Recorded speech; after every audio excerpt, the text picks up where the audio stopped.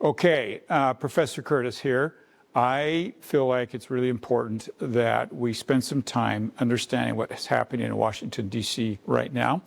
I'm going to refer to some charts, and I'm going to break this into three categories. Three different categories are really what is a shutdown, how did we get here, and how do we get out of it.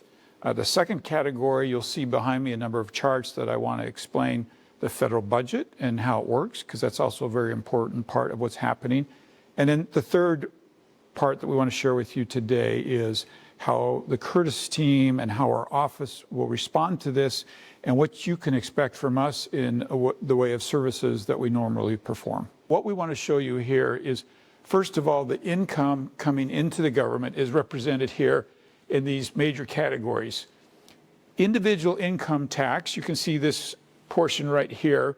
It's the largest percentage. $2.4 trillion comes from that category alone. Payroll taxes that our employers take out is 1.7. You can see that's also a fairly large category.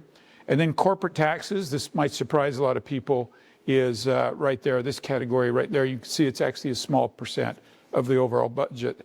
That brings in $4.9 trillion of revenue into the federal government annually. Okay, let's talk about why we have a problem. Because we spend, as a federal government, $6.8 trillion annually. So let's just stop and think, in your homes and in your businesses, is that a formula that you would ever tolerate? 4.9 of revenue, 6.8 of spending. That's why our deficit's growing, if just to use real round numbers, at $2 trillion, a staggering number every year. And that's why you can't have a conversation about government funding and shutdowns without that realization that we are way overspending. Let's take that 6.8 and break it down into a couple categories. The first category is what we call mandatory spending. That represents 4.1 trillion of the 6.8. A whopping percent of that overall budget is what we call mandatory. What that means is it happens and we don't budget for it. So all the conversations that you hear us talking about in appropriations and budgeting doesn't include $4.1 trillion of the overall budget of $6.8 trillion. Where does it go? This is an oversimplification, but it goes to Medicare, Medicaid, and Social Security. There are other things in it as well, and they're not small, but that's how most people in their minds get their arms around it. You can see why you don't want us every year trying to appropriate the money for those very important projects, but it also means a substantial portion of our budget is baked in, and we don't have anything to do with that. Now, let's talk about the remaining budget. The remaining budget after that we have to spend is $1.8 trillion. Of that, $850 billion goes to defense, $960 goes to non-defense. So just slightly under half of that available money to budget is going to defense. When we can't come to agreement about this $1.8 trillion, that's when we run into a shutdown. So let's talk for a minute about a shutdown, what it is, how it impacts us, and how we got here. Okay, let's talk about this nebulous word of shutdown. In essence, we have 12 categories of appropriations that we budget for every year. And when we don't get those 12 appropriations done, the government is not authorized to spend money. You might be interested to know that that is a law that goes back to 1974. And since 1974, we have actually done all of our categories of budgeting on time, a remarkably low 4 times. So in essence, we're almost guaranteeing every year this big train wreck that you all hear about. Sometimes the train wreck is rather small, both sides come together. The problem is when we do come together, you don't like the outcome. What is the outcome?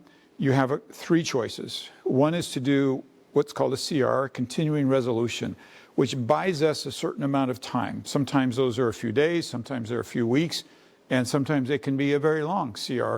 And that just says that we're continuing to go on last year's budget. So that's one option.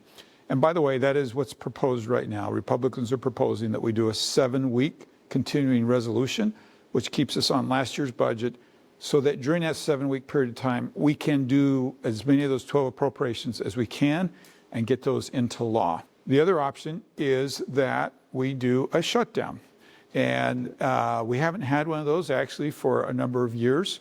The Republicans like to point out that under Joe Biden, we did 13 continuing resolutions to keep the government open while we work this out. The problem is that over the years, this is almost always resolved not in us doing our budgeting, but what's called an omnibus bill, where instead of doing our budget, we just put together thousands and thousands and thousands of pages of appropriations and law, bundle it all together, pass it in the middle of the night, and go home. It's one of the reasons that our spending has increased by so much, because everybody is motivated not to do a shutdown, not to do a continuing resolution.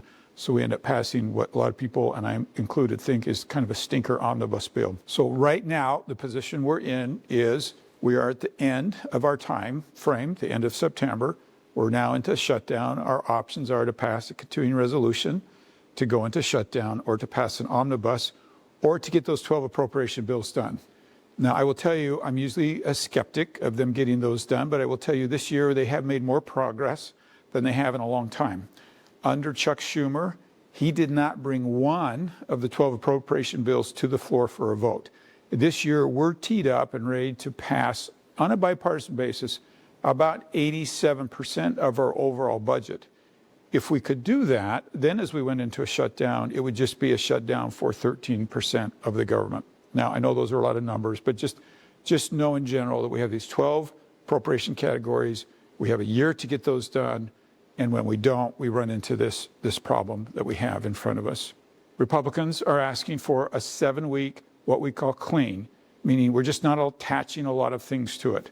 The Democrats say they will pass our 7-week continuing resolution, but only if we attach $1.5 trillion of extra spending. So given the discussion we just had about where we are on a budget, you can see why that's just a non-starter. Really what they want to do is they want to go back and undo the changes that we made to Medicaid, and what those changes were primarily were work requirements. We don't cut Medicaid. We actually decrease the amount of increase of spending. I know that sounds kind of complicated. Then another really issue that you're going to hear a lot about, because Democrats have kind of made this their mantra, which is that during President Biden, not Obama, during President Biden, he added extra subsidies to the Affordable Care Act. And the reason I'm very clear about that is they want you to feel like, and the way they talk about it, it sounds like we're trying to make expire what happened originally back, I think it was in 2010, with the Affordable Care Act. We're not touching that. The Democrats, when they did these larger subsidies under President Biden, put in an expiration date. Why would they do that?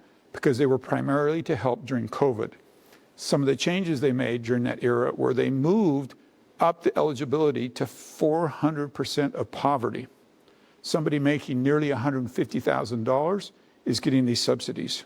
They also took away 100% of the premiums so that people were paying zero. And one of the things that's happened is we know that a lot of times insurance brokers have been selling these policies and not telling the people, so they get a commission. The insurance companies get the money because all they need is their birthday and their name. And we know that there are millions of people, there's been a number of these cases exposed, where because there is no premium, there's no skin in the game, people don't know they have these policies. And there's a number of things wrong with that. But what you really need to know is these were put in by President Biden. They increased the eligibility to 400% of poverty. And they have cost us about $35 billion in extra spending. And Republicans say, no, you put those expiration dates in, they should stay. Democrats are saying, no, you should extend those or we won't join your CR. Clearly, I'm biased, but I think you can see why, for Republicans, this is just a non-starter to give into those concessions. So here we are. We're now in a shutdown. I've been in a number of these. They last sometimes a couple of days, a couple of weeks. This one actually feels like it will last longer. I can tell you from experience, having been on the side of the party that won't cooperate, they almost always lose. And what I mean by that is the public can kind of see through this. And I don't think it's, in my opinion, I don't think it's a good position. Okay. Now, I think a lot of you rightly would want to know, and I would want you to know, what you can expect from your senator, particularly from the Curtis team, during a shutdown. We have deemed all of the employees in the Curtis office essential workers, which means we're asking them to come to work during this period of time. For instance, if you need to call into our office, why would you need to call in? Let's say it's a passport issue, or an IRS issue, or a VA issue. We want those calls to come in, and my team will be fielding them as close to normal as they can and executing as close to normal as they can. Of course, they are also dependent on the federal agencies. So our goal is that it's close to normal for all of you as possible, but we will need patience as you're working with us, knowing that the team is doing the best they possibly can. So just know we'll navigate this the best that we can. We'll also do the best we can to get you information as this thing unfolds and as this shifts and makes different changes. We will get through this. We'll get to the other side of it. Hopefully we can do it with as small as impact as we can on the country and on the state. We'll get through it, but we have to do it together. That's an effort between me, my employees, and all of you, and I appreciate your listening to this and your patience.